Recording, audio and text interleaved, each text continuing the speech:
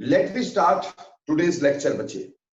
देखिए बेटे, आज का लेक्चर जैसे कि मैंने आपको बताया is very very important because we will be studying periodic properties and periodic classification. I should say कि आज हम क्या पढ़ेंगे, आज हम पीरियोडिक टेबल के बारे में पढ़ेंगे बच्चों कि पीरियोडिक टेबल हमारा बना कैसे। अभी रिसेंटली बेटे मैंने आपको एक सिलेबस सेंड किया था, जो +1 का सिलेबस हमारे पास आया है कटफट के, जो नया कटिंग वटिंग हो गई है वो सारा का सारा मैंने आपको सेंड किया था। तो बेटे उसमें हमने पाया कि पीरियोडिक प्रॉपर्टीज का जो पहला पार्ट था, historical development of periodic table, वो इन लोगों ने काट दिया है। लेकिन बेटा हम उसमें रिस्क नहीं लेंगे, हम फिर भी उसको थोड़ा सा कर लेंगे क्योंकि ज्यादा टाइम नहीं, एक ही लेक्चर लगना है तो एक लेक्चर उस पर लगा देंगे कि कल को अगर कंपटीशन में क्वेश्चन आया तो हमारे से कहीं गलती से छूट ना जाए। ठीक, इस वजह से दो हमारे +1 के सिलेबस में ये आपको अभी रिसेंटली कटा हुआ मिल रहा है, बट आने वाले सालों में कटा हुआ नहीं होगा। इस वजह से बेटे आई डाउट कि एनटीए इसको काटेगा, इसलिए मैं आपको शुरुआत से आज लेक्चर शुरू कर रहा हूं। तो आज का लेक्चर बेटे विल बी पीरियोडिक क्लासिफिकेशन। तो आज का लेक्चर है पीरियोडिक क्लासिफिकेशन। अब सबसे पहली बात जो हमारे दिमाग में आती है वो ये आती है कि हमें क्या जरूरत है पीरियोडिक क्लासिफिकेशन की, हमें पीरियोडिक क्लासिफिकेशन करनी क्यों है। देखो बेटे, बेसिकली आज हम 126 एलिमेंट जानते हैं, ठीक है, और हो सकता है मेरे बोलने तक वो 127 हो चुके हो, ठीक, क्योंकि साइंस दिनों दिन तरक्की कर रही है, केमिस्ट्री दिनों दिन तरक्की कर रही है, लेकिन 126 element are known till date. आज तक हमें 126 एलिमेंट का पता है, क्योंकि हम 126 एलिमेंट जानते हैं और 126 एलिमेंट्स को डिस्कस करना, उसकी प्रॉपर्टीज को डिस्कस करना is quite a difficult task, बहुत मुश्किल है, उसको याद रखना बहुत मुश्किल है। इसलिए हमें कुछ इस तरह की क्लासिफिकेशन चाहिए थी कि 126 के 26 एलिमेंट किसी ऐसे ग्रुपिंग में आ जाए ताकि उसको याद रखना इजी हो जाए, उसकी प्रॉपर्टीज को याद करना इजी हो जाए। एक ही एलिमेंट की प्रॉपर्टी पढ़े तो काफी सारी एलिमेंट की प्रॉपर्टीज से मिलती हुई हमें पता चल जाए, इसलिए हमें पीरियोडिक क्लासिफिकेशन की जरूरत थी। तो शुरुआत से जो अटेम्प्ट चल रहे थे, सबसे पहला अटेम्प्ट जो क्लासिफिकेशन में दिया गया बेटा, उसको नाम दे दिया गया डेबोरीनर ट्राइब्स। तो सबसे पहला हमारे पास आया डेबोरीनर ट्राइब्स। माने बच्चों, इसको कई लोग डेबोनियर ट्राइब्स, कई लोग डेबोरीनर ट्राइब्स, किसी भी नाम से प्रोनाउंस करते होंगे। मैं अकॉर्डिंग टू स्पेलिंग प्रोनाउंस कर रहा हूं डेबोरीनर ट्राइब्स, ठीक, क्योंकि प्रॉपर नाउन की प्रोनाउंसिएशन गलत नहीं हुआ करती, इस वजह से बेटा प्रॉपर नाउन के हिसाब से चल रहा हूं, डेबोरीनर ट्राइब्स। क्लियर? अब जो डेबोरीनर ट्राइब्स होते हैं, इसमें क्या हुआ कि डेबोरीनर ने क्या किया कि बेटा 3-3 के ग्रुप बना दिए। जैसे एक एलिमेंट रखा ए, दूसरा एलिमेंट रखा बी और तीसरा एलिमेंट रखा सी, ऐसा मान लो 3 एलिमेंट इसने रख दिए। इस 3 एलिमेंट के ग्रुप को उसने बोला ट्रायड। इन 3 एलिमेंट के ग्रुप को उसने क्या बोला? ट्रायड। ठीक बेटा, इसमें जो एलिमेंट रखे गए थे उनकी प्रॉपर्टीज सिमिलर थी, पहली बात।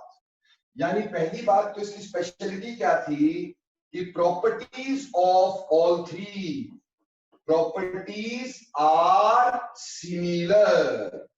ठीक, प्रॉपर्टीज जो थी वो सिमिलर थी, ये पहली बात थी। पर मोस्ट इंपॉर्टेंट फीचर जो इसमें था वो ये था कि बीच वाले का एटॉमिक मास, बीच वाले का एटॉमिक मास आसपास वालों के एटॉमिक मास का अरिथमेटिक मीन था।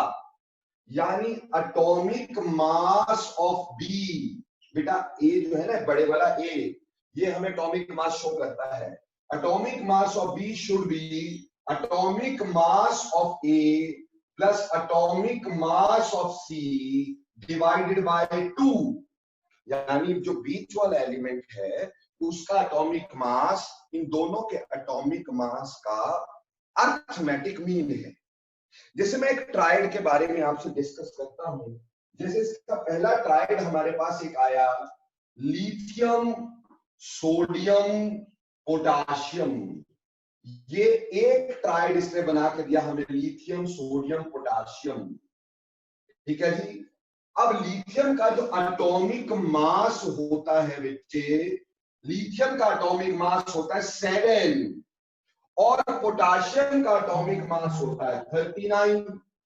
अब इनका जरा अर्थमेटिक मीन देख लो, तो अर्थमेटिक मीन आया 7 + 39 डिवाइडेड बाय 2, आंसर आया 46 डिवाइडेड बाय 2, दैट इज 23। और हम ये जानते हैं कि सोडियम का एटॉमिक मास 23 ही होता है। तो ये पता चल गया कि जो बीच वाला एलिमेंट है उसका एटॉमिक मास इन दोनों के एटॉमिक मास का अरिथमेटिक मीन होता है। तो ऐसे इसने कई सारे ट्राइड्स बना दिए। कल को कंपटीशन में अगर ऐसा क्वेश्चन आ भी जाए कि which of the following is डेबोरिनर ट्राइड, तो आप इसी को देख करके करेंगे। आपको क्या करना होगा, आसपास वाले एलिमेंट्स का एटॉमिक मास लेके उसका अरिथमेटिक मीन निकालना होगा, और अगर उसका अरिथमेटिक मीन बीच वाले एलिमेंट के एटॉमिक मास के बराबर आ जाता है तो हम समझ लेंगे कि ये डेबोरिनर ट्रायड है। समझ में आई बात? तो इस तरह से डेबोरिनर ट्रायड्स बनाए गए थे। इसमें और भी देखिए, जैसे एक ट्रायड उसका था chlorine bromine iodine, chlorine bromine iodine. ठीक, एक ट्रायड इसका ये भी था हमारे पास। ठीक, इसमें भी ब्रोमीन का मास जो है वो क्लोरीन और आयोडीन के मास का अर्थमेटिक मीन के लगभग पास है, एग्जैक्ट नहीं, अर्थमेटिक मीन के लगभग पास है, लगभग अर्थमेटिक मीन है। जैसे क्लोरीन का एक्चुअल मास जो है वो 35.5 होता है और इसका 127 होता है। इनका जब एवरेज निकालते हैं 81 के करीब करीब आता है, पर ब्रोमीन का मास 80 पॉइंट समथिंग होता है, अप्रोक्सीमेटली 80। इसलिए यहाँ पे atomic mass of bromine is approximately equal to arithmetic mean of chlorine and iodine. समझ में आई? एक और ट्राइड हो गया। पर इसके साथ साथ इसने कुछ ऐसा ट्राइड भी दिया, ये ध्यान दीजिएगा। एक इसने ट्राइड दिया आयरन कोबाल्ट एंड निकल, एक ये ट्राइड इसने दे मारा। अब ये जो ट्राइड था इसमें कोबाल्ट का जो मास है वो निकल या आयरन के अरिथमेटिक मीन से थोड़ा गड़बड़ है, पर इसको इसलिए रख दिया गया कि तीनों एलिमेंट्स की प्रॉपर्टीज बिल्कुल सेम है। ये तीनों एलिमेंट जो हैं ये फेरोमैग्नेटिक सब्सटेंसेस हैं। ये तीनों के तीनों एलिमेंट फेरोमैग्नेटिक सब्सटेंसेस हैं। सर अब ये फेरोमैग्नेटिक क्या होता है? बेटा फेरोमैग्नेटिक होता है which can be converted into permanent magnet. जिसको आप परमानेंट मैग्नेट में कन्वर्ट कर सकते हैं बेटा, उसको फेरोमैग्नेटिक सब्सटेंस बोलते हैं। जब भी हमें मैग्नेट बनाना है, परमानेंट मैग्नेट बनाना है, हमें आयरन कोबाल्ट या निकल, इन तीनों में से एक एलिमेंट को जरूर लेना है। अगर इन तीनों में से एक भी एलिमेंट ना हुआ तो परमानेंट मैग्नेट नहीं बनेगा बेटा। समझ में आई बात? सो दे आर फेरोमैग्नेटिक सब्सटेंसेस। हमारे पीरियोडिक टेबल में सिर्फ 4 ही एलिमेंट ऐसे हैं जो फेरोमैग्नेटिक है। आज के पीरियोडिक टेबल में 4 एलिमेंट ऐसे। अरे इसके समय तो डिस्कवर ये 3 थे, चौथा तो बाद में डिस्कवर हुआ, गैडोलीनियम, जीडी गैडोलीनियम, ये चौथा फेरोमैग्नेटिक एलिमेंट है जो बहुत बाद में डिस्कवर हुआ है बेटा। ठीक, तो इसके समय तक हमारे पास ये 3 ही फेरोमैग्नेटिक एलिमेंट नोन थे which can be converted into permanent magnets. और क्योंकि यही 3 एलिमेंट ऐसे हैं, बाकी नहीं है, तो इनकी प्रॉपर्टी सेम है। हालांकि कोबाल्ट का जो मास है वो आयरन और निकल के अर्थमेटिक मीन के एग्जैक्टली इक्वल नहीं है, yet this was taken as a triad। तो डेबोरिनर ने ऐसे करके 3 के ग्रुप बना दिए थे। उनकी विशेषता थी कि तीनों की प्रॉपर्टीज सिमिलर थी, और जो बीच वाला एलिमेंट है उसका एटॉमिक मास आसपास वाले एलिमेंट के एटॉमिक मास का अरिथमेटिक मीन हुआ करता था। और कल को कंपटीशन में अगर ये क्वेश्चन आया कि इसमें से कौन डेबोरिनर ट्राइड है, तो मेरे बच्चों क्या देखना है, आपको सिर्फ ये देखना बीच वाले एलिमेंट का जो एटॉमिक मास होना चाहिए वो आसपास वाले एलिमेंट के एटॉमिक मास का अरिथमेटिक मीन होना चाहिए। तो उम्मीद है तुम्हें समझ में आई बात, क्लियर। बट बेटे जिस समय डेबोरिनर ने ये काम किया बहुत थोड़े एलिमेंट नोन थे, तो ट्राइड भी थोड़े बने थे जिनको याद करना आसान था, लेकिन आज 126 एलिमेंट नोन हैं। 126 एलिमेंट्स के लिए हमें कितने ट्राइड बनाने पड़ेंगे? 42, यानी 42 ट्राइड बनाने पड़ेंगे। अरे भैया 42 ट्राइड अगर याद करने पड़ जाएं तो 126 एलिमेंट भी याद कर लेंगे, फिर फर्क ही क्या हुआ। यानी आज ट्राइड से स्टडी करना इज क्वाइट डिफिकल्ट, ठीक।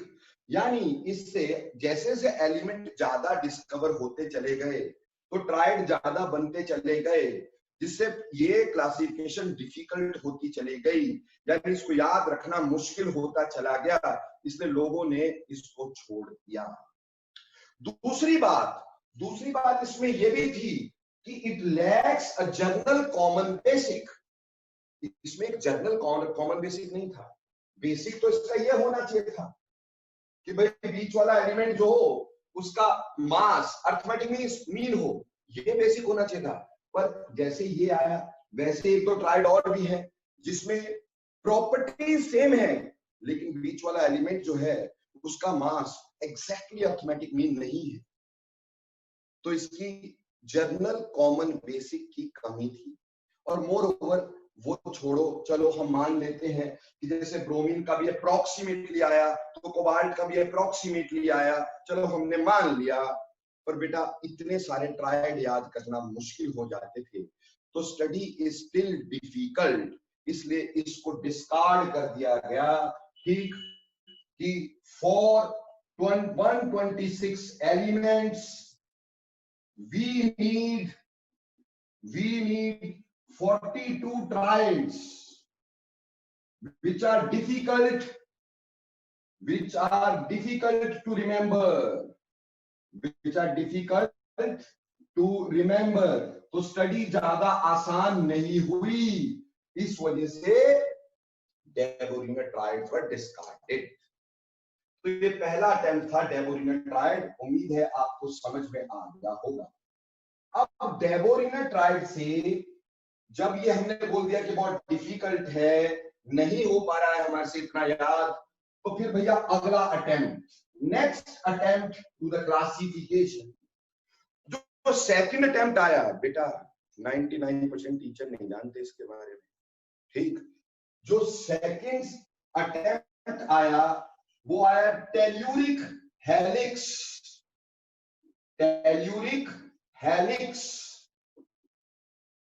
ये जो टेल्यूरिक हेलिक्स है, ये एक साइंटिस्ट था डी चानकोटियस। इसने टेल्यूरिक हेलिक्स दिया था। डी चानकोटियस वाज द साइंटिस्ट, इसने टेल्यूरिक हेलिक्स दिया था। इसने क्या किया बेटा, इसने एक सिलेंडर ले लिया, सिलेंडर समझते ना, ठीक। इसने एक सिलेंडर ले लिया ऐसा करके,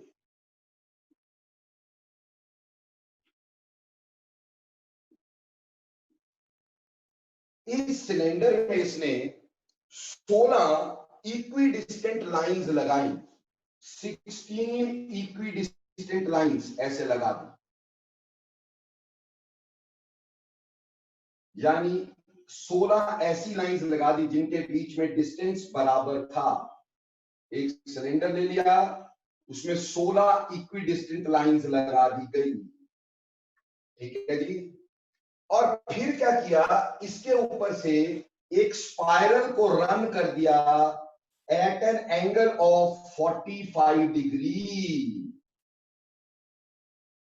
ऐसे एक स्पाइरल को रन कर दिया at an angle of 45 degree, यानी इसके इर्द गिर्द ऐसे एक स्पाइरल को रन कर दिया एट 45 डिग्री। क्लियर हो गया। अब जहां ये स्पाइरल इसको काटती थी, ठीक, इसको लाइन को वहां एलिमेंट प्लेस कर दिया गया। तो पहला एलिमेंट यहां, फिर अगला एलिमेंट मास वाला यहां, जिसका मास ज्यादा था उससे ज्यादा मास वाला अगली जगह। ऐसे करके जहां जहां ये स्पाइरल काटती थी वहां वहां इसने एलिमेंट्स प्लेस कर दिए इन order of increasing atomic masses. In order of increasing atomic masses इसने यहां पर एलिमेंट प्लेस कर दिए और पाया ये कि सेम लाइन पर सेम एलिमेंट्स आते हैं जिनकी प्रॉपर्टीज सिमिलर हैं। जैसे अगर यहां पर मान लो लिथियम आ गया, यहां पर क्या आ गया, लिथियम, तो यहां पे सोडियम, तो यहां पर पोटाशियम, यानी सेम एलिमेंट्स सेम लाइन पर आते थे। जहां स्पाइरल कट करती थी तो सेम एलिमेंट सेम लाइन में आते थे। क्लियर। ऐसे करके इसने टेल्यूरिक हेलिक्स नाम का एक अटेम्प्ट दे दिया कि आप एक सिलेंडर लो, उस पे 16 इक्विडिस्टेंट लाइंस लगाओ, उसके ऊपर एक स्पाइरल को पास ऑन कराओ 45 डिग्री पर। कितने पर? 45 डिग्री पर पास ऑन करवाओ, ठीक, और सेम लाइन पर सेम एलिमेंट आ जाएंगे, सिमिलर एलिमेंट आ जाएंगे जिनकी प्रॉपर्टीज सिमिलर होती है, वो सेम लाइंस पे आ जाएंगे। तो ये डी चानकोटियस अटेम्प्ट हमारे पास रहा। इसी में पोटाशियम से ऊपर जाते हो, कॉपर भी आया, सिल्वर भी आया, गोल्ड भी आया। बेटे मैंने तो क्लियर रखने के लिए यहाँ पे कम स्पाइरल दिखाई है ना, ऐसे तो बहुत सारी स्पाइरल इसके ऊपर से पास ऑन होगी, ठीक। तो सेम एलिमेंट्स जो हैं they are placed on the same what you can say line. But इसकी प्रॉब्लम क्या थी, एक तो ये स्टिल अ टीडियस स्टडी, मुश्किल स्टडी है, टीडियस स्टडी, अभी भी तो मुश्किल है ना ये। दूसरा थ्री डिमेंशनल है भाई।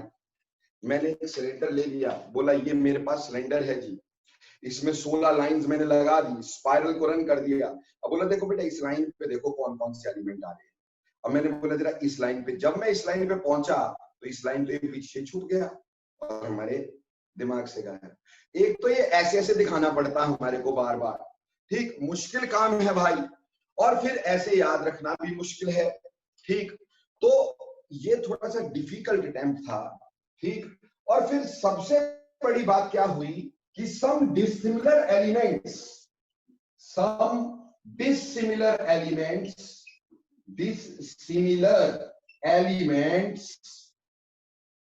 came at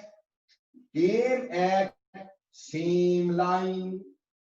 कई dissimilar elements same line पे आ गए, जैसे लिथियम, सोडियम, पोटाशियम के साथ साथ ही मैंने बोला कॉपर, सिल्वर, गोल्ड भी आ गया। अब हम ये जानते हैं lithium, sodium, potassium are you can say soft metals. कैसे होते हैं? सॉफ्ट मेटल होते हैं एंड हाईली रिएक्टिव होते हैं, भाई, ठीक। और वहीं पर कॉपर, सिल्वर और गोल्ड जो है ये हार्ड मेटल होते हैं, ठीक, हार्ड मेटल होते हैं और वेरी लेस रिएक्टिव होते हैं, वेरी लेस रिएक्टिव। तभी तो बेटा सोने चांदी के गहने बनते हैं, क्योंकि वेरी लेस रिएक्टिव है। तो इनकी प्रॉपर्टीज तो डिफरेंट आ गई, पर एक ही लाइन पे रखे गए थे। तो ये कमियां इस टेल्यूरिक हेलिक्स में थी बेटा, इसलिए इसको भी डिस्कार्ड कर दिया गया कि in many lines dissimilar elements were clubbed together, in many lines dissimilar elements were clubbed together. But आपको इसमें सिर्फ ये ध्यान रखना है कि टेल्यूरिक हेलिक्स किसने दिया था, कहा डी चानकोटिस ने दिया था। क्या किया था, एक सिलेंडर बनाया था और सिलेंडर पे 16 इक्वी डिस्टेंट लाइन लगा के उसके ऊपर से एक स्पाइरल को रन किया at an angle of 45 degree. So similar elements came at the same line, but some dissimilar elements also came at the same line. Therefore ये जो था वो डिस्कार्ड कर दिया गया। पर ये सेकंड अटेम्प्ट था, ठीक, टेल्यूरिक हेलिक्स। तो उम्मीद है टेल्यूरिक हेलिक्स भी समझ में आ गया। सर हाँ जी बोलो सचिन जी। सर सिमिलर मतलब एलिमेंट तो हर एक अलग होता है उसकी। हाँ जी सर सिमिलर एलिमेंट मतलब मैं सिमिलर एलिमेंट, सिमिलर एलिमेंट का मतलब जिनकी प्रॉपर्टीज लगभग सेम होती हैं उसको सिमिलर बोलते हैं। ठीक, एक जैसे, ठीक, तो जिनकी प्रॉपर्टीज लगभग सेम होंगी, एक जैसी होंगी, उनको सिमिलर एलिमेंट्स बोलते हैं भाई। ठीक, तो similar elements were placed together. Clear? Okay sir. आगे चलते हैं जी। अगली बात अगर हम करते हैं तो हमारे पास तीसरा अटेम्प्ट आया। तीसरा अटेम्प्ट जो था वो था Newland law of octaves.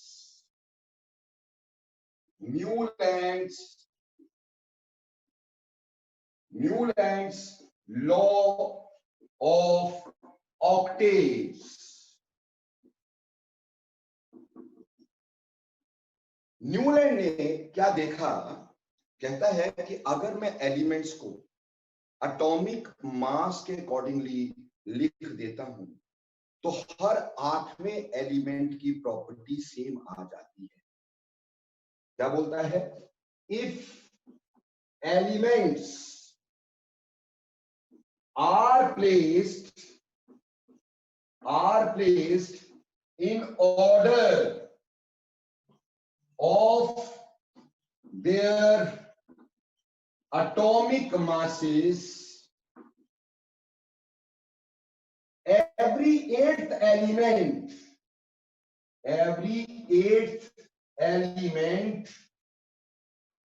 bears similar properties।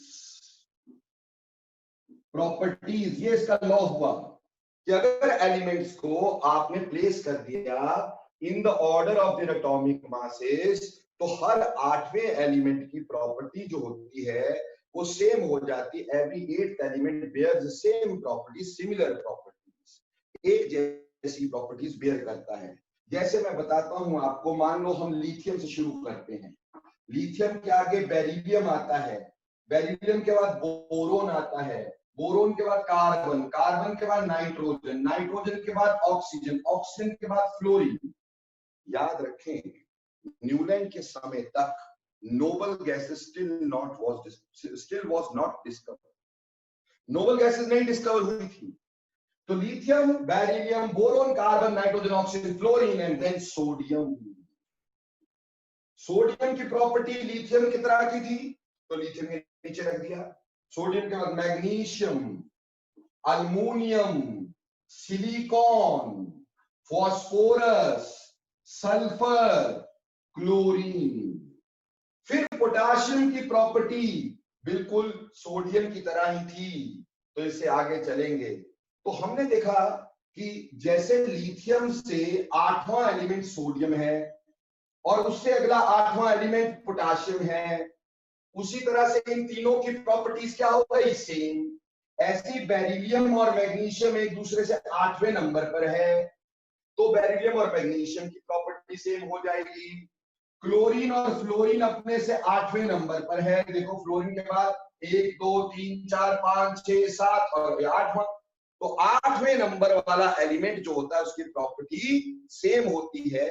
जैसे संगीत में 8 हमारे पास 7 स्वर होते हैं ना, सा रे गा मा पा धा नी सा, तो 8वां भी कौन सा आया, सा, शुरू कहां से हुआ था? सा से, और आठवां भी क्या आया? सा। तो कहता जैसे म्यूजिक के स्वर है, ठीक वैसे ही जैसे हर आठवां स्वर सेम होता है, उसी तरह से आठवें एलिमेंट की प्रॉपर्टी भी सेम हुआ करती है।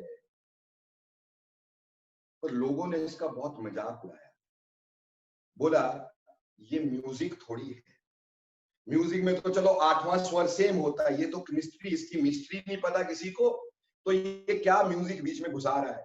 तो बड़ी बेइज्जती की, he was ridiculed by many people.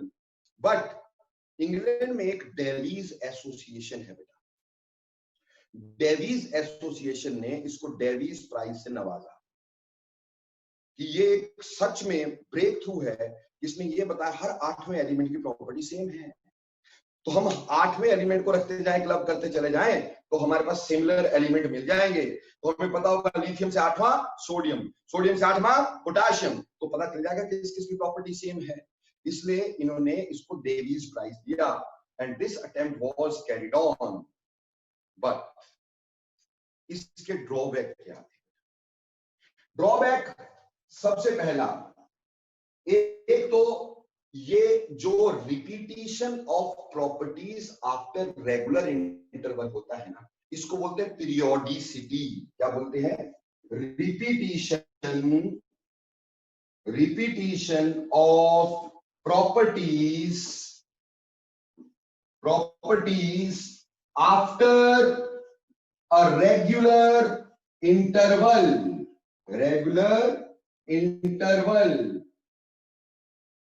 ठीक। Repeating of properties after regular interval is called as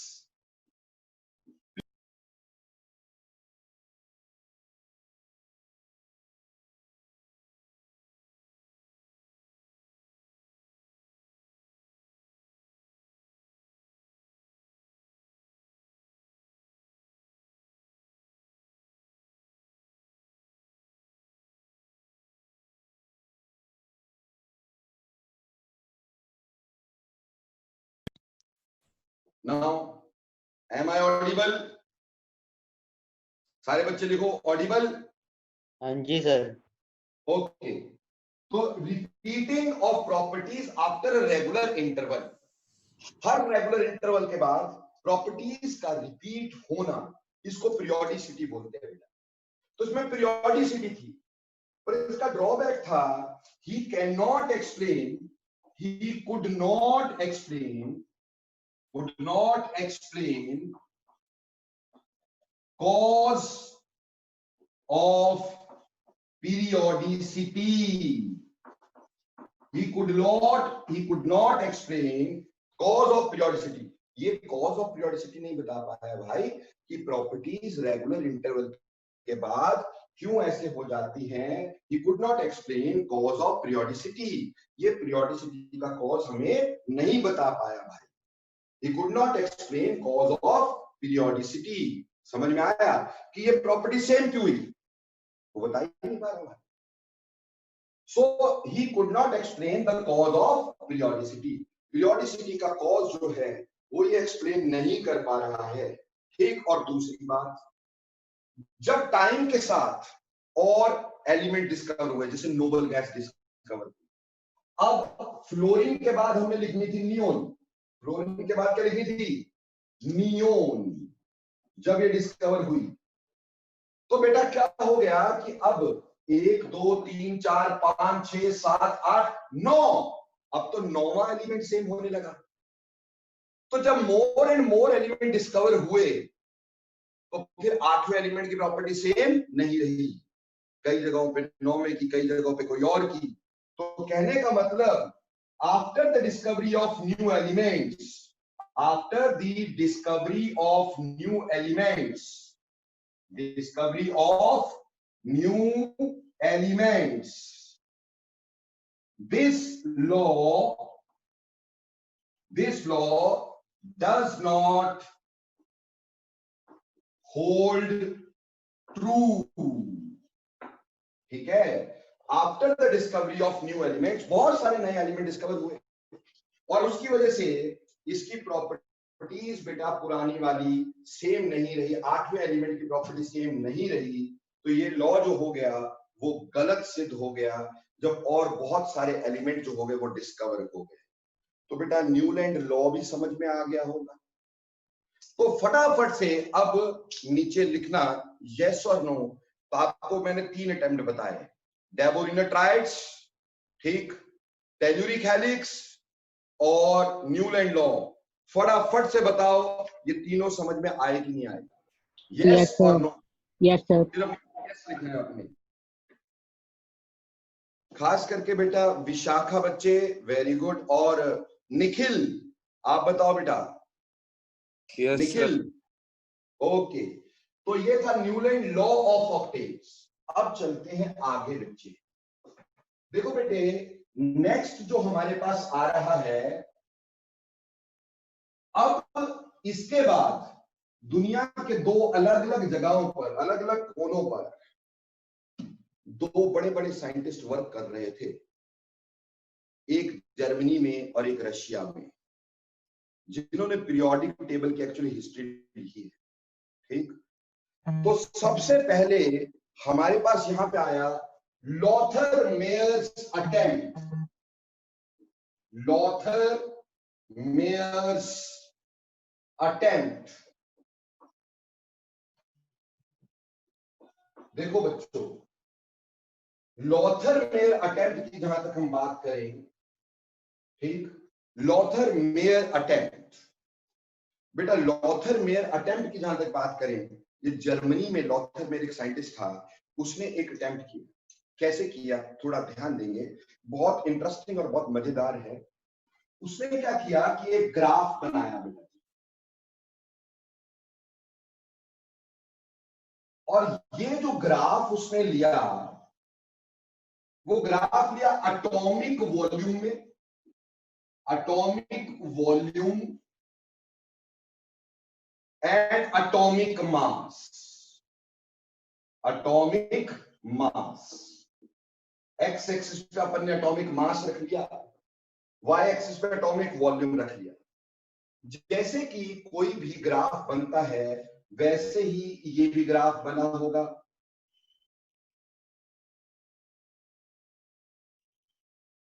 कुछ कुछ ऐसा ही बना होगा भाई, ठीक है। कुछ कुछ इस तरह का ग्राफ, जैसे कि ग्राफ बनते हैं।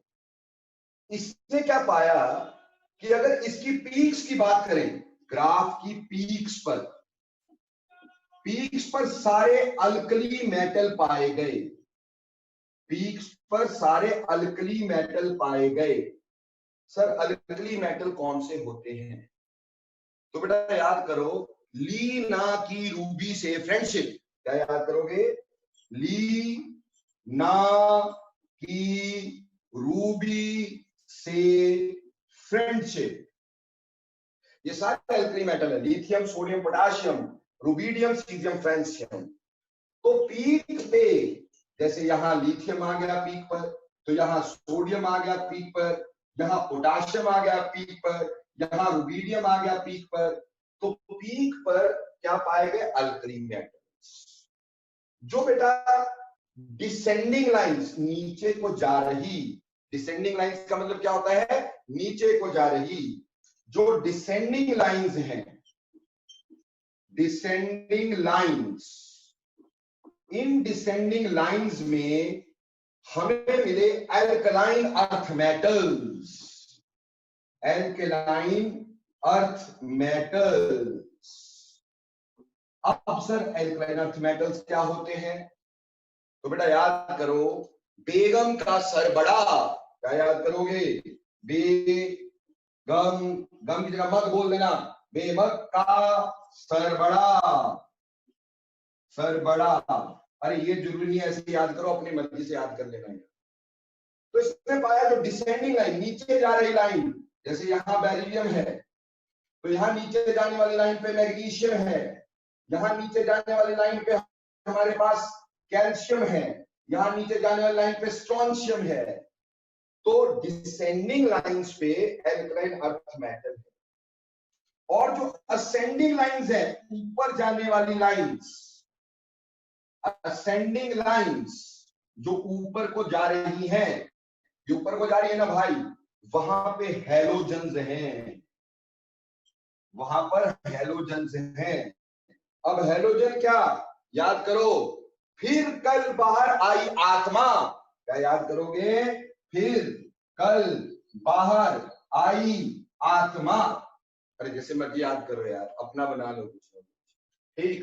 तो पाया ये कि यहाँ पे अगर फिर है, यहाँ कल है, यहाँ बाहर है, यहाँ बाहर आई गई है, तो असेंडिंग लाइंस पे ये ग्रीन वाले halogens, fluorine, chlorine, bromine, iodine, और जो मिनिमास हैं, मिनिमास, मिनिमास, know what do you mean by minima? ये जो नीचे देख रहे हैं ना, ये मिनिमा है, बिल्कुल नीचे वाले पॉइंट्स। मिनिमास पे ट्रांजिशन एलिमेंट थे, मिनिमास पे ट्रांजिशन एलिमेंट थे। ट्रांजिशन एलिमेंट जैसे जिंक हो गया, जैसे कि रादर जिंक नहीं बोलूंगा, कॉपर हो गया, ठीक है, स्कैंडियम हो गया, टाइटेनियम हो गया, क्रोमियम, मैंगनीज, यानी जिनको आज के संदर्भ में हम डी ब्लॉक एलिमेंट बोलते हैं, वो ट्रांजिशन एलिमेंट कहलाते हैं। आगे बताऊंगा इसके बारे में खुल के ट्रांजिशन एलिमेंट क्या होते हैं, ठीक। बट एनी हाउ मिनिमास पे ट्रांजिशन एलिमेंट थे।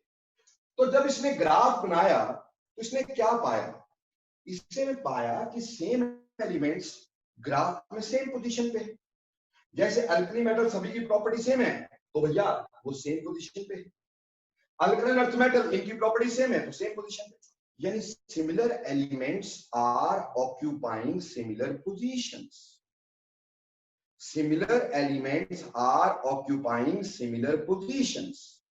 एक जैसे एलिमेंट एक जैसी पोजीशन घेरते हैं ग्राफ में, समझ में आ गई? तो similar elements occupy similar positions. इसके ऊपर इसने कहा कि इसका मतलब एटॉमिक मास एक बहुत इंपॉर्टेंट प्रॉपर्टी है। हम ऐसा करें कि एटॉमिक मास के साथ और चीजों का ग्राफ बनाएं, जैसे atomic mass and melting point, atomic mass and boiling point, atomic mass and ionization enthalpy या आयनाइजेशन एनर्जी, इनके ग्राफ बनाए, यानी कि एटॉमिक मास के साथ ग्राफ बनाए।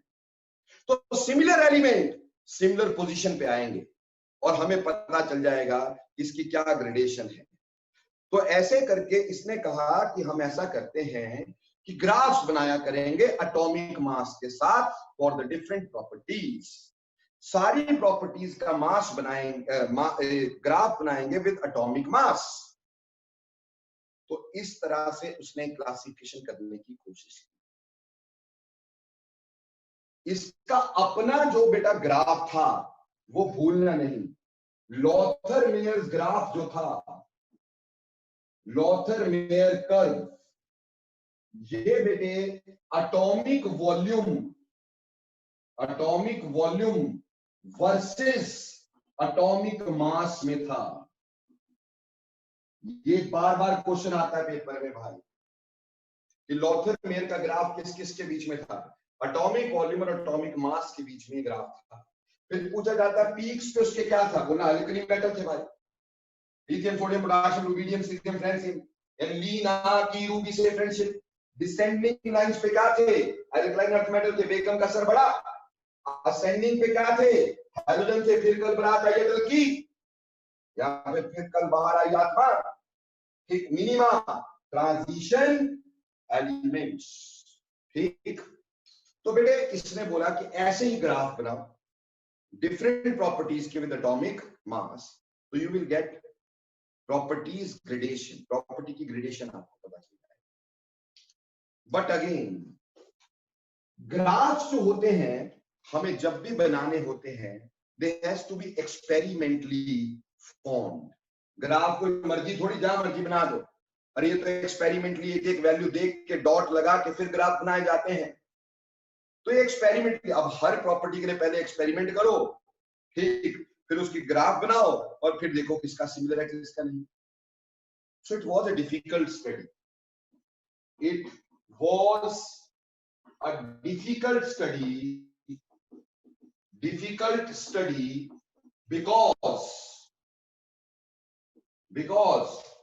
graphs has to be made, graphs has to be plotted, I should say, plotted experimentally.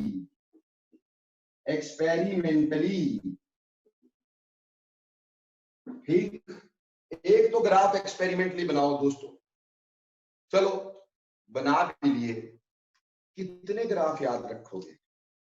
तब तो पीरियोडिक टेबल की जगह पे आपके पास एक बुकलेट होती, उस बुकलेट के अंदर पहला ग्राफ एटॉमिक मास एंड से साइज, फिर होता एटॉमिक मास बॉइलिंग पॉइंट, अगला graph atomic mass melting point, atomic mass ionization enthalpy, atomic mass reactivity, ऐसे पता नहीं कितने सारे ग्राफ बनाने पड़ते और हमारी जिंदगी में ग्राफ बनाने में लग जाती है। So it was a tedious और डिफिकल्ट स्टडी। बट यहां से एक चीज जो सबसे इंपॉर्टेंट, क्यों इसको इंपॉर्टेंट अटेम्प्ट बोला गया, एक चीज जो सबसे इंपॉर्टेंट सामने आई वो ये आई कि atomic mass can be taken as a basic property, जिसके ऊपर आप प्रॉपर्टीज को डिपेंड करवा सकते हो। इसके अकॉर्डिंगली क्या है कि atomic mass is the property जिसके ऊपर आप एलिमेंट्स की प्रॉपर्टीज को डिपेंड करवा सकते हो। ये खास बात इससे समझ में आई। ठीक, बाकी ये लॉथरमेयर अटेम्प्ट था, इसमें कंपटीशन में क्वेश्चन सिर्फ एक, लॉथरमेयर का ग्राफ कौन सा, या फिर पीक्स में डिसेंडिंग पोजीशन कौन सी पोजीशन पे कौन से एलिमेंट आते हैं, ये इंपॉर्टेंट।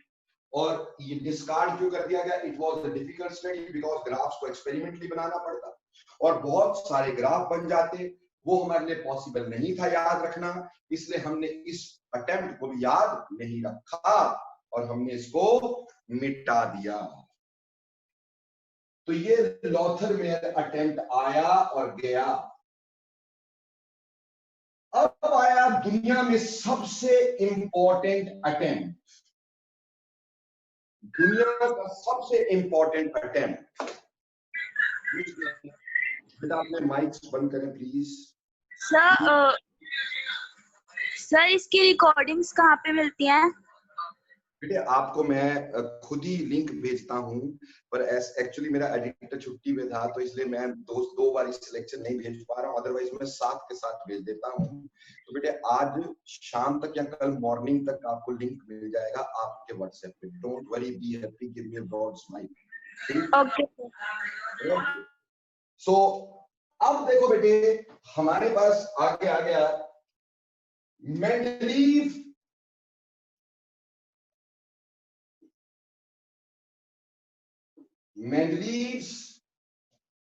Periodic table.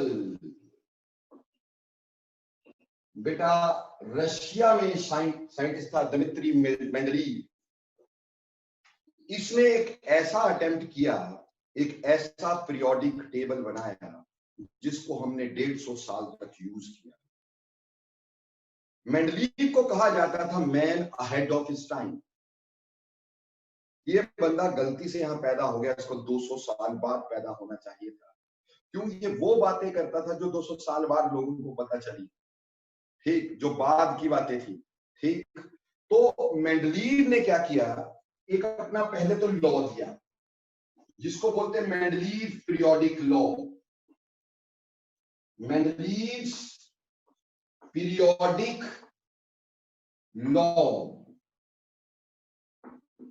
अब जो हमारा मेंडलीव पीरियोडिक लॉ है ये क्या कहता है बेटा, मेंडलीव पीरियोडिक लॉ कहता है कि physical and chemical properties, physical and chemical properties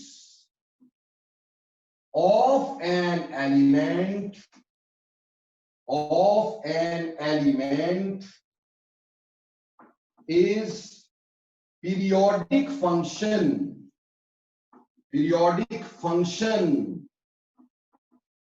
of its atomic mass या मास नंबर बोलो,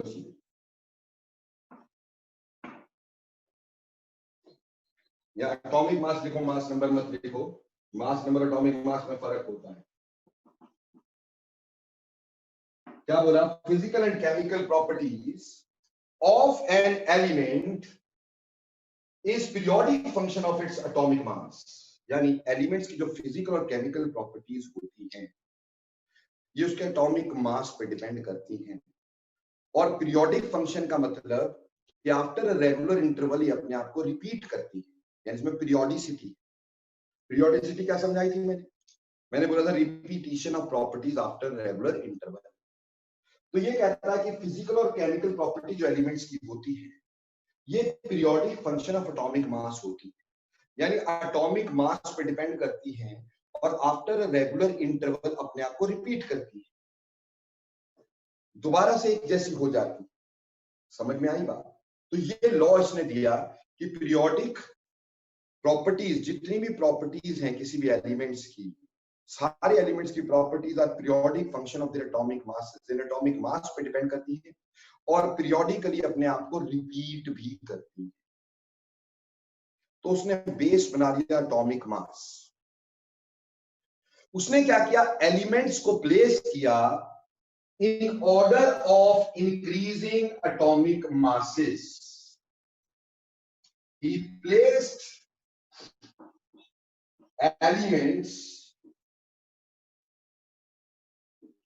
in order of increasing atomic masses.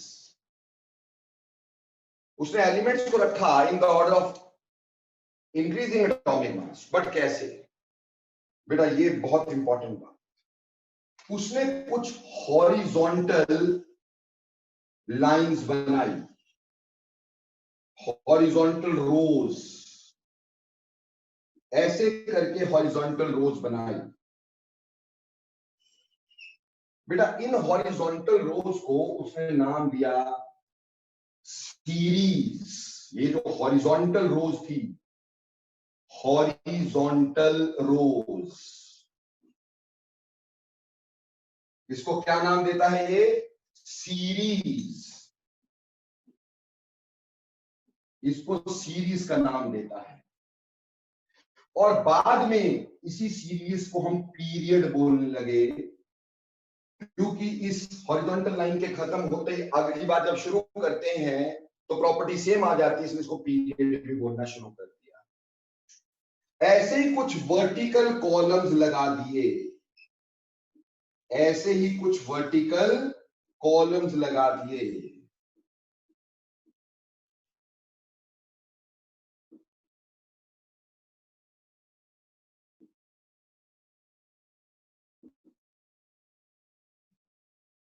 ठीक,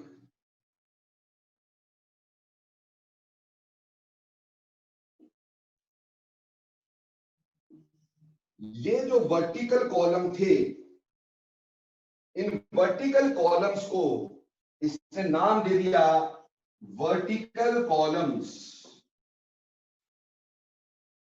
इन वर्टिकल कॉलम्स को नाम दे दिया गया groups. Now what do you mean by groups? बेटे group का मतलब होता है सिमिलर चीजों का बना हुआ। बेटे जैसे घोड़ों का ग्रुप, जैसे गधों का ग्रुप, जैसे बंदरों का ग्रुप, आदमियों का ग्रुप। पर क्या ऐसा होता है घोड़े गधे बंदर का ग्रुप? ग्रुप सिमिलर चीजों को बोलते हैं, ग्रुप सिमिलर चीजों का होता है।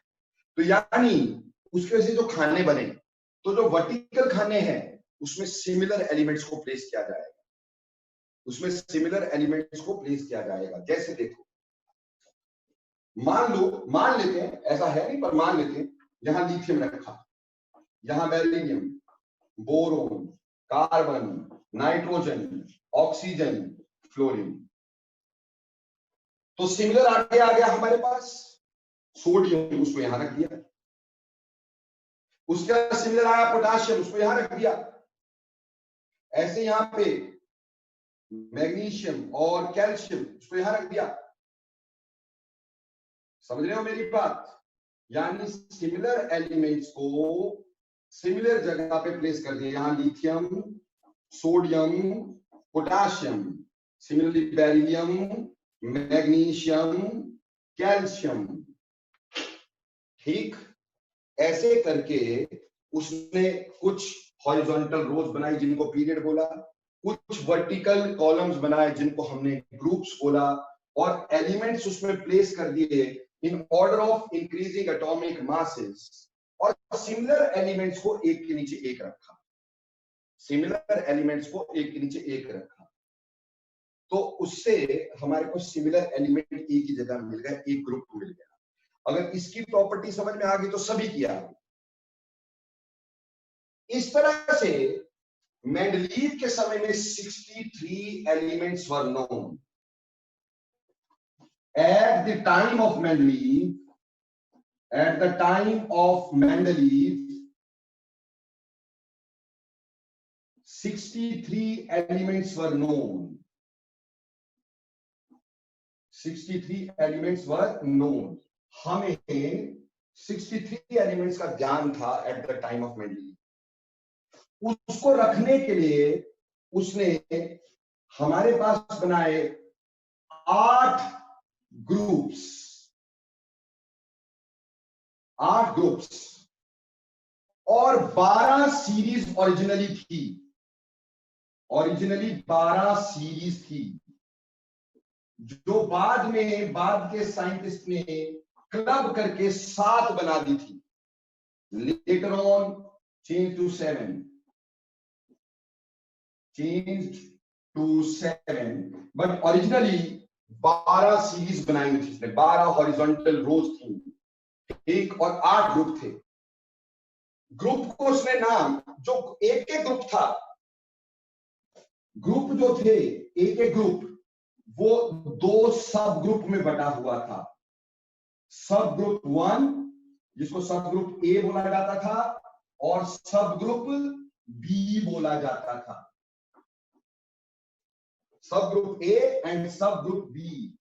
जैसे ये देखिए, ये मैंने एक ग्रुप को 2 ग्रुप में बांट दिया। ये 1A है और ये 1B है, ठीक है जी। तो जैसे यहां पे लिथियम, सोडियम, पोटाशियम, यहीं पर कॉपर, सिल्वर और गोल्ड, ठीक है जी। सब ग्रुप 1A में लाइटर अल्कली मेटल्स, और सब ग्रुप 1B में कॉपर, सिल्वर, गोल्ड। इसी तरह से यहां पे भी हमने 2 पार्ट्स में बांट दिया दोस्तों। ये 2A ग्रुप आया और ये 2B ग्रुप आया।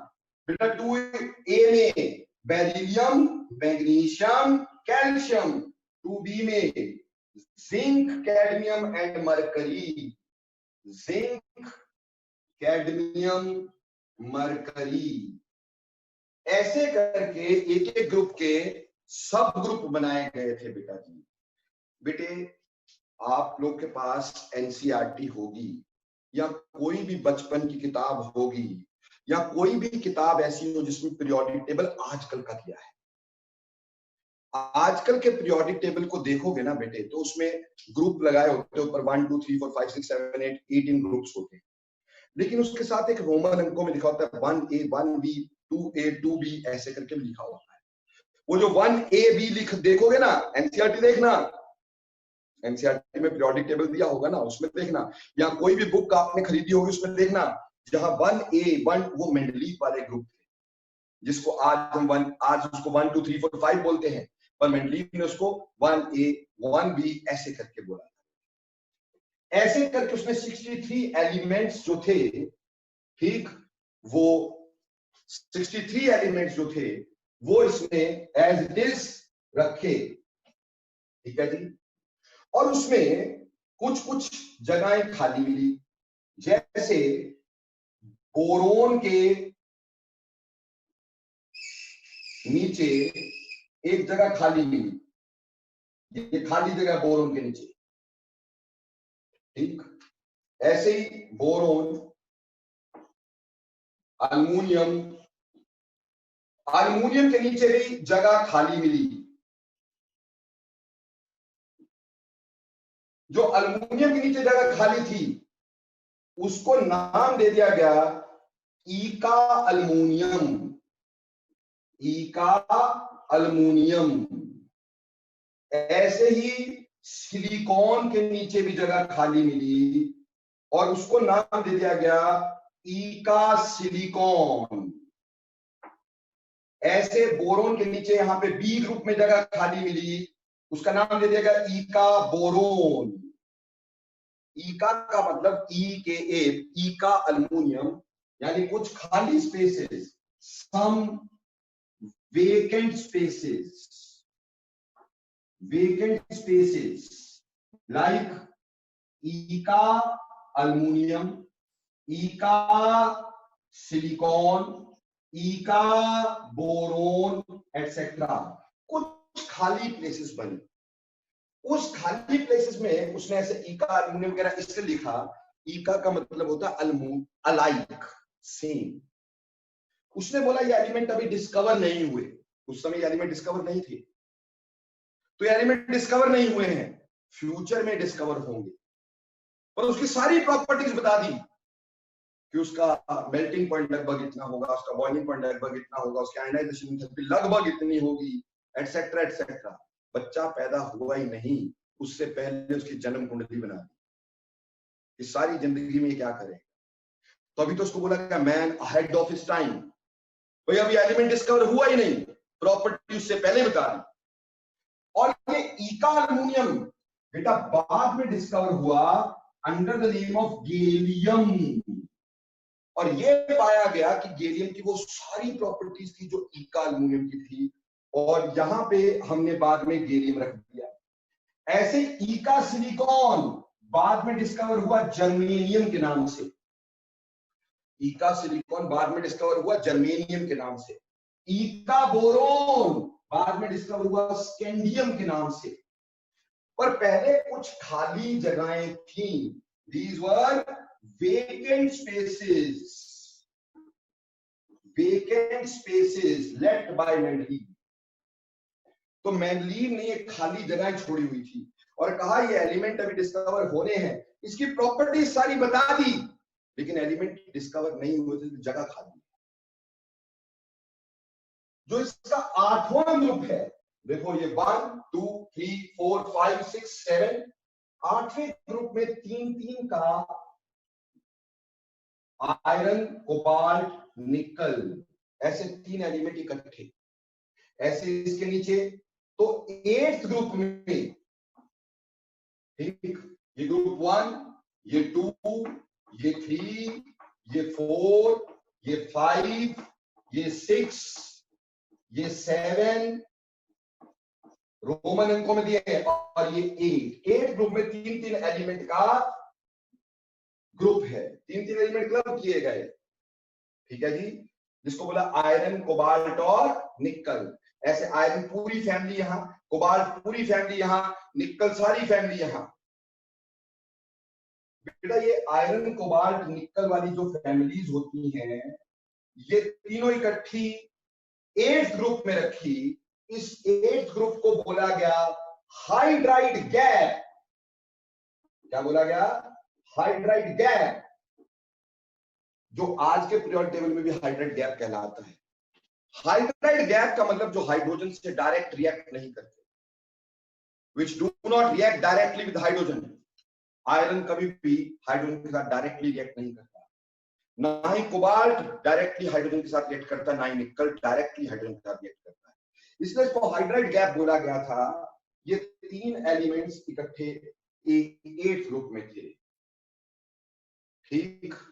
तो मेंडलीव के पीरियोडिक टेबल की स्पेशलिटीज देखें जरा तो समझ में क्या आएगी कि at the time of Mendeleev 63 elements were known. उसने 8 ग्रुप्स बनाए और हर ग्रुप को 2-2 सब ग्रुप में बांटा। ग्रुप ए, सब ग्रुप बी। सब ग्रुप ए में लाइटर एलिमेंट रखता था, सब ग्रुप बी में हैवियर एलिमेंट रखा करता था। सब ग्रुप ए में लाइटर और सब ग्रुप बी में हैवियर एलिमेंट्स रखा करता था जिनकी प्रॉपर्टीज लगभग सिमिलर थी। 12 इसने सीरीज बना दी, ऐसे हॉरिजॉन्टल रोज 12 बना दी, जो बाद में हमने 7 चेंज कर दी, पर पहले 12 उसने ओरिजिनली बना दी थी सीरीज। सीरीज में प्रॉपर्टी चेंज होती थी, लेकिन ग्रुप में प्रॉपर्टी सेम रहा करती थी।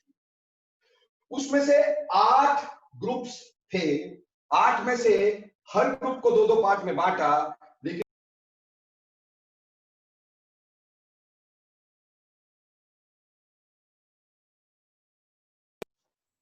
जो ग्रुप 8वां था, 8वां ग्रुप में 3-3 एलिमेंट इकट्ठे थे। ग्रुप 8 में 3-3 एलिमेंट इकट्ठे रखे गए थे। तो बोलो समझ में आता है? अब ये इसके बाद नोबल गैसेस उस समय डिस्कवर नहीं हुई, बाद में डिस्कवर हुई। तो बाद में एक साइंटिस्ट था रामसे, क्या नाम था? रामसे। रामसे ने क्या किया, noble gases discover Ramsay and Travers ने ज्यादा से ज्यादा की हैं। तो रामसे एडेड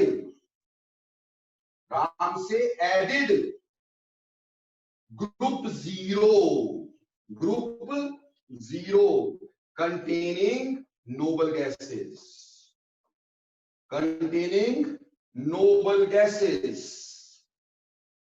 रामसे ने यहां ग्रुप 0 लगा दिया दोस्तों, और उसमें क्या रख दी? नोबल गैसेस, हीलियम,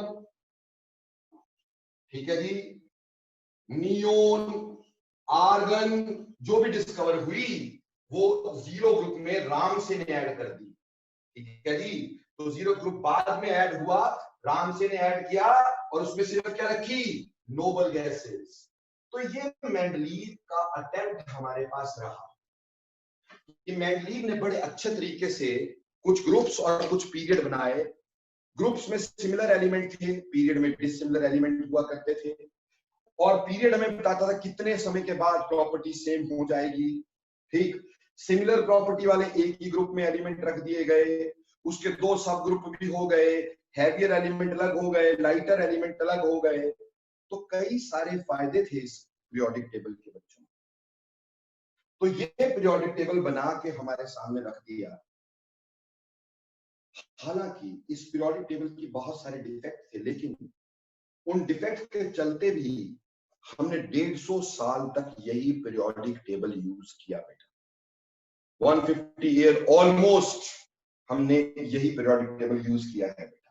जब तक हमारा नया पीरियोडिक टेबल डेवलप नहीं हुआ, हमने यही यूज किया है। लेकिन अब एक क्वेश्चन जो दिमाग में सबसे ज्यादा जरूरी आना चाहिए कि मेंडलीव ने कहा कि इनकी प्रॉपर्टीज सिमिलर हैं। कौन सी प्रॉपर्टीज सिमिलर है? क्या चीज देख के उसको लगा कि प्रॉपर्टीज सिमिलर है? कौन सी प्रॉपर्टीज देख करके उसने एलिमेंट्स को लगाया? तो बेटे जी, ये तुमने नोट कर लिया होगा या इसका स्क्रीनशॉट खींच लिया होगा। मैं मिटा देता हूं,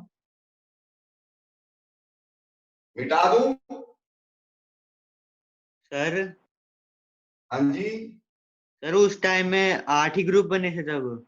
मैं इतनी देर से बोल क्या रहा हूँ यार, 8 ही ग्रुप बने थे बच्चे, और 7 वो पीरियड। यार यहाँ लिखा 12 सीरीज बने थे भाई, बाद में 7 में चेंज किया। ये लिखा नहीं 12 series originally, later on change to 7। ठीक, तो अब हम ये देख रहे हैं कि ऐसी कौन सी प्रॉपर्टी थी जो मेंडलीव ने यूज की to derive his periodic table. ये पीरियोडिक टेबल बनाने के मतलब सिमिलर एलिमेंट्स की प्रॉपर्टीज, सिमिलर एलिमेंट को एक जगह रखा तो वो सिमिलर एलिमेंट पता कहां से ले? तो he gave a concept called as valency.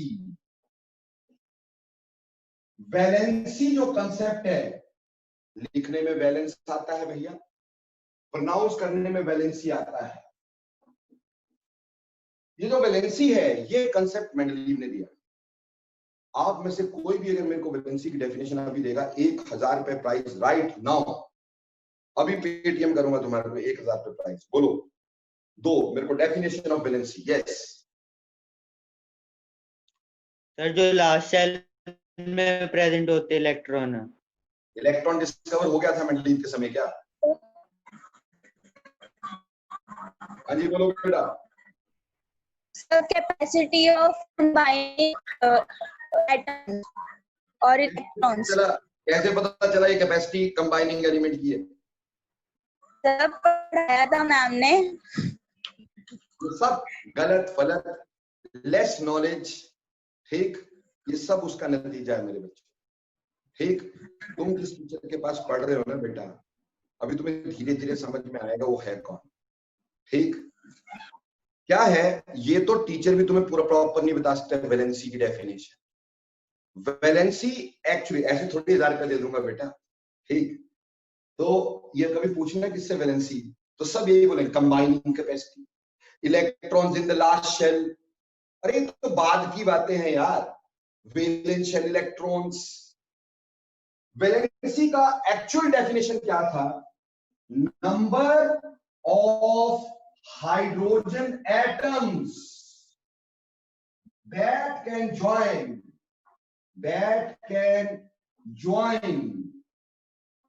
to an element,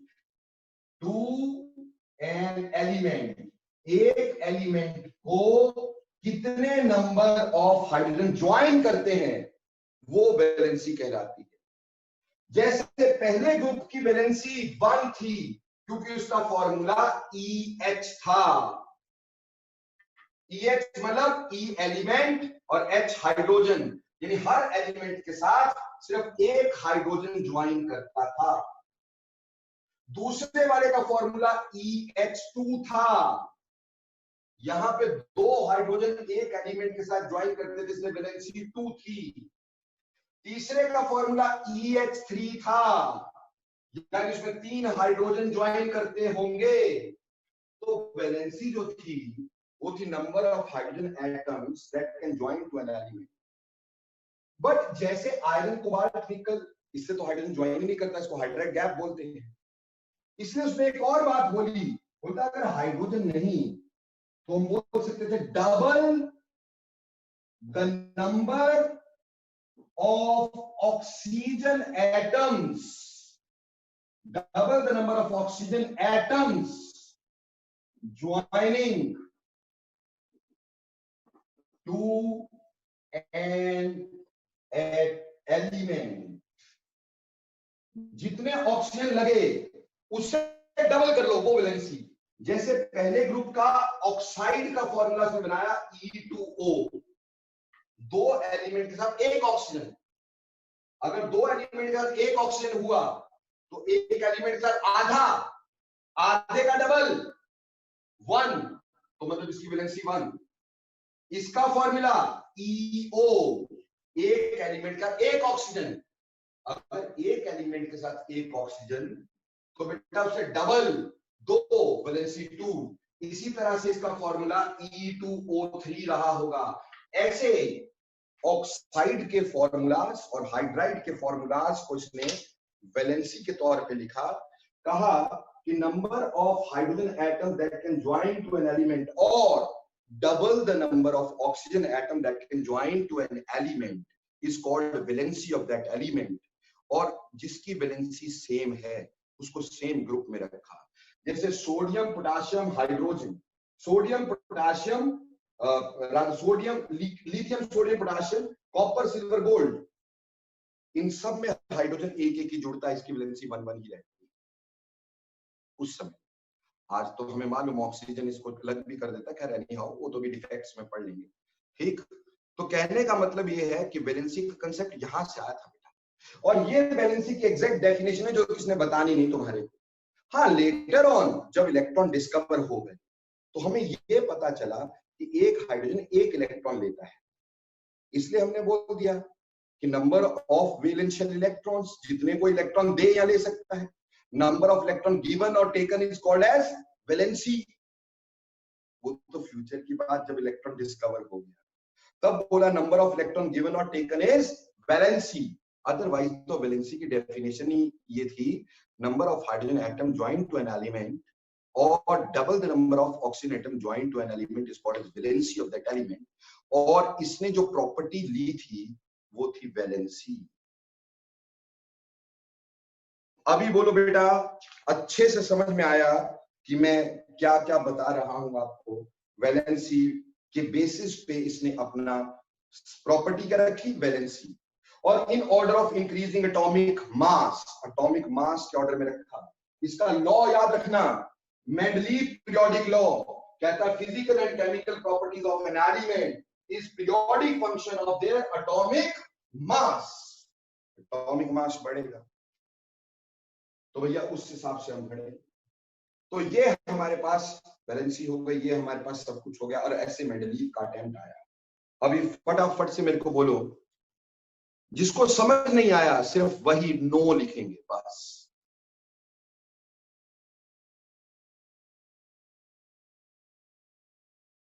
यानी सभी को आ गया, उम्मीद करता हूं। खास करके आज निखिल भैया हमारे मेहमान हैं, पहली बार आए हैं क्लास में, तो निखिल जी आपको समझ में आ गया? यस लिख दो जरा। हाँ जी सर। और दूसरी मेहमान हमारी विशाखा जी, अभी 2 दिन हुए क्लास ज्वाइन किए, तो विशाखा जी आपको भी समझ में आ गया क्या? Yes sir. हमारे सचित जी, सचित ठाकुर साहब, समझ में आ गया भाई? अरे EH और EH2 में हो रही कंफ्यूजन है। कोई भी कंफ्यूजन ही नहीं यार। EH एक एलिमेंट का एक हाइड्रोजन, EH2 एक एलिमेंट का 2 हाइड्रोजन। कहां की कंफ्यूजन है भाई? E के साथ एक H यानी एक वैलेंसी, E के साथ 2 H 2 वैलेंसी, E के साथ 3 H 3 वैलेंसी। काहे की कंफ्यूजन? E के साथ एक ऑक्सीजन और ऑक्सीजन से डबल तो वैलेंसी 2। सिंपल बात है। तो वैलेंसी के कंसेप्ट पे ये पीरियोडिक टेबल ड्रॉ किया गया था ना। क्यों हमने 150 साल तक यही यूज क्यों किया? अब merits of Mendeleev periodic table, valency समझ में आ गया होगा, ठीक। अब हम बात करेंगे merits of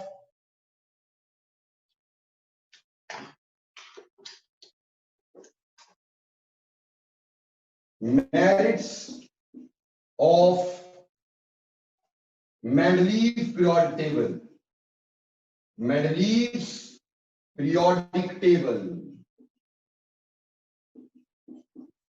Mendeleev periodic table की merits हमारे पास क्या रही? What were the merits of the Mendeleev periodic table? देखो बेटा, सबसे पहली मेरिट ये थी, it was the first systematic study. It was the first systematic study. ये पहली सिस्टमैटिक स्टडी थी दोस्तों। यार कोई सिस्टम तो था ना भाई, कुछ पीरियड्स, कुछ ग्रुप्स, ठीक। तो अगर इसको याद कर लो, पीरियड को, इस ग्रुप को याद कर लो, तो पता चल गया सारी प्रॉपर्टी सेम है। तो ये पहली सिस्टमैटिक स्टडी थी। इससे पहले कोई सिस्टम थोड़ी था। कोई बोलता ग्राफ बना लो जी, 8 के बाद देख लो जी, है ना, 3 का ग्रुप बना लो, सिलेंडर बना लो। यार कोई सिस्टम नहीं था। ये पहली सिस्टमैटिक स्टडी थी जिसको हम इजीली रिप्रोड्यूस कर सकते हैं। दूसरी बात, ये सारा पीरियोडिक टेबल जो था that was depending upon atomic masses. मैंने कहा elements are placed in order of increasing atomic mass. Elements are placed in order of increasing atomic mass. तो क्या हुआ कि हमने सबके एटॉमिक मास चेक किए। क्या हुआ? हमने सबके एटॉमिक मास चेक किए तो पाया क्या? पाया कि कई गलत थे तो उसको सही किया, यानी करेक्शन ऑफ एटॉमिक मासेस हुई। Correction of atomic masses. कई एटॉमिक मास जो पहले गलत लिखे गए थे, ठीक, वो सही कर दिए गए। करेक्शन ऑफ एटॉमिक मास हुई। तीसरी बात, he paved the way for discovery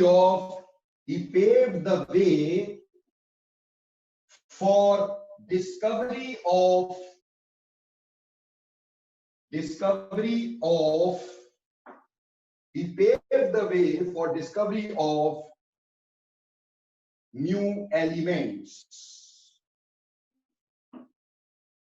उसने नए एलिमेंट्स की डिस्कवरी के लिए रास्ते खोल दिए। कैसे बेटे?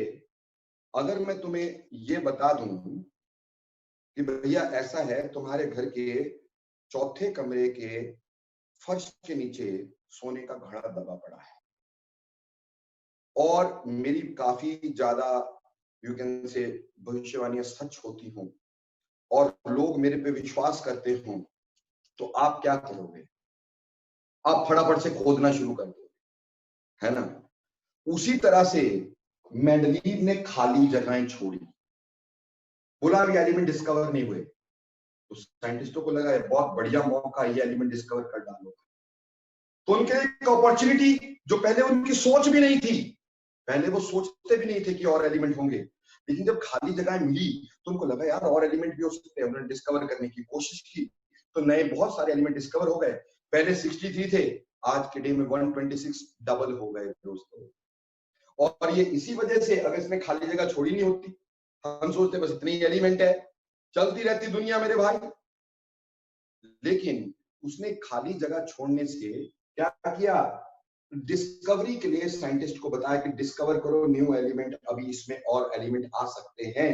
तो ही paved the way for discovery of new element. जैसे मैंने बताया कि बाद में eka aluminium was discovered under name of gallium. कैसे डिस्कवर हुआ?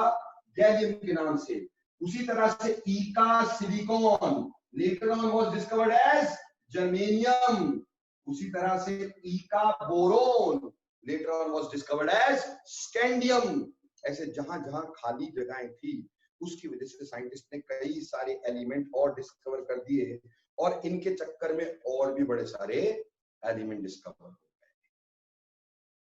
जो हमारे पास सबसे बड़ी बात, it was the first systematic study, atomic masses are corrected, he paved the way for discovery of new elements as well as the periodic table was easy to use। एक अच्छी classification थी, इसलिए 150 साल तक हम इसको यूज करते रहे। ये तो हो गई मेरिट्स, बट दुनिया में ऐसी कोई चीज नहीं बेटा कि उसकी डीमेरिट ना हो, है ना? कहा जाता है बादाम खाओ दिमाग तेज होता है, मेरिट है उसकी। ज्यादा खा लो गर्मी हो जाएगी, डीमेरिट है उसकी। समझ में आई बात? तो कोई भी चीज है उसकी अगर मेरिट है तो भैया डीमेरिट भी है। तो चलिए अब हम देखते हैं इसकी डीमेरिट्स क्या थी, जिसकी वजह से हमें नया पीरियोडिक टेबल खोजना पड़ा। हमने इसी से संतोष क्यों नहीं कर लिया? 150 साल बाद जाग क्यों गए? 150 साल यही यूज किया तो अगले 150 साल भी यूज करते ना, क्योंकि इसकी कुछ डीमेरिट्स या फिर फेलियर या फिर डिफेक्ट्स थे। Defects of Mendeleev's periodic table। Mendeleev's periodic table। Drawbacks of Mendeleev periodic table। देखो भाई, drawback number 1, he could not explain cause of periodicity। He could not explain cause of periodicity। मैंने क्या बताया आपको periodicity क्या होती है? मैंने कहा पीरियोडिसिटी होती है repetition of properties after regular interval. क्या? Repetition of properties after regular interval. तो हमने पाया he could not explain the cause of periodicity. ये क्यों दोबारा से वैलेंसी सेम हो रही है, इसका कोई उसके पास था नहीं, क्योंकि उस समय इलेक्ट्रॉन्स तो डिस्कवर थे नहीं, एटम का स्ट्रक्चर नोन नहीं था। ठीक, तो कहने का मतलब ही could not explain the cause of periodicity. Periodicity का कॉज नहीं बता पाया। दूसरी बात, position of isotopes. Position of isotopes सबसे बड़ी हेडेक थी। अब पोजीशन ऑफ आइसोटोप्स का मतलब क्या है? पहली बात, आइसोटोप्स क्या होते हैं बेटा? आइसोटोप्स होते हैं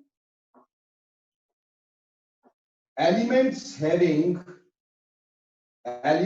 having same atomic number, same atomic number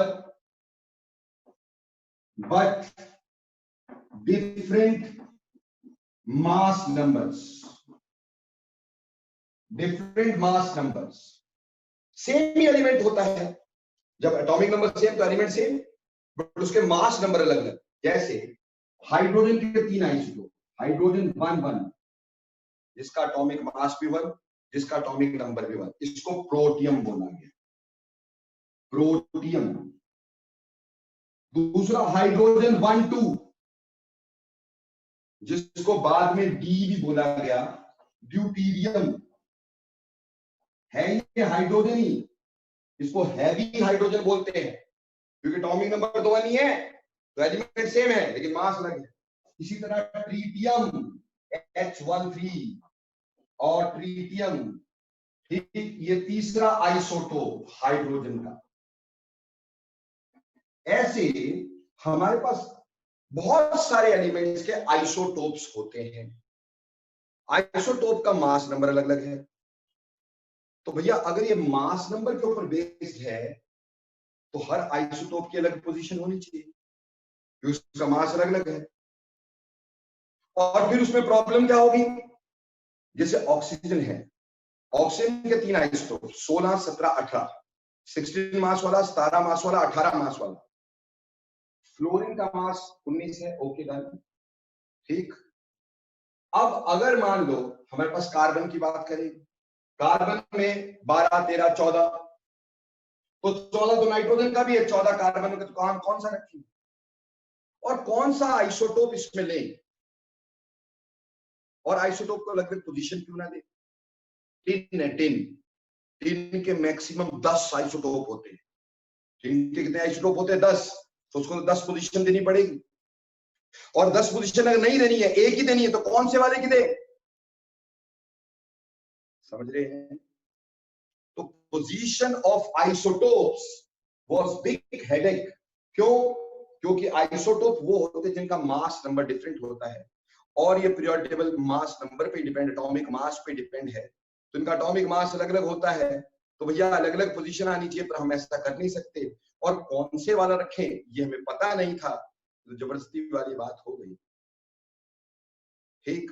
तो आइसोटोप्स की position was a big headache for Mendeleev. तीसरी बात, anomalous pairs. Anomalous pairs, sir अब ये एनोमलस पेयर्स क्या होते हैं? देखो बेटा, आर्गन एंड पोटेशियम। आर्गन का एटॉमिक मास है 39.9, पोटेशियम का एटॉमिक मास 39.9 और आर्गन का 39.1, ठीक। समझ में आई बात? उल्टा लिखे, आर्गन का 39.9 और पोटेशियम का 39.1, पोटेशियम का 39.1 और आर्गन का 39.9, यानी आर्गन का एटॉमिक मास ज्यादा और पोटेशियम का एटॉमिक मास कम। तो जिसका एटॉमिक मास कम है वो पहले आना चाहिए। तो यहां क्या देखते हो तुम? आप देखते हो argon is placed before potassium, argon is placed before potassium, हालांकि आर्गन का एटॉमिक मास ज्यादा है, कि पोटेशियम के बाद आना चाहिए। ऐसे कई सारे एनोनिमस पेयर्स थे जिसका एटॉमिक मास ज्यादा लेकिन लिखा पहले गया, और उसकी कोई एक्सप्लेनेशन नहीं भाई के पास कि ऐसा क्यों किया। So there were some anomalous pairs. There were some anomalous pairs. Anomalous pairs का मतलब ऐसे pairs जिनमें एटॉमिक मास ज्यादा वाला पहले लिख दिया गया, एटॉमिक मास व कम वाला बाद में लिखा गया, ऐसे anomalous pairs थे, और उसकी कोई एक्सप्लेनेशन हमारे पास नहीं थी, ठीक। फिर अगली बात, some dissimilar elements were also clubbed together, जैसे ये इसके साथ लिथियम सोडियम पोटेशियम का कॉपर सिल्वर गोल्ड। भैया आज के डे में हमें पता है कॉपर 2 वैलेंसी भी शो करता है, 1 भी करता है, 2 भी करता है, तो भैया ये तो पंगे में आ गए, कि सेकंड ग्रुप में रखो कि फर्स्ट में रखो। सिल्वर 1 भी शो करता है, 3 भी शो करता है, गोल्ड 1 भी शो करता है, 3 भी शो करता है। और वैसे भी इनकी प्रॉपर्टीज इससे बहुत अलग है। लिथियम सोडियम पोटेशियम बहुत रिएक्टिव है, वहीं पर कॉपर सिल्वर गोल्ड बहुत लेस रिएक्टिव है। तो some dissimilar elements were clubbed together. तो major defects he could not explain cause of periodicity. Position of isotopes cannot be explained. There were some anomalous pairs. The element having more atomic mass is placed first, and element having lesser atomic mass is placed afterwards, and there is no explanation for that. Moreover, some dissimilar elements are clubbed together, and with discovery of new and new elements, this periodic table was not holding them well.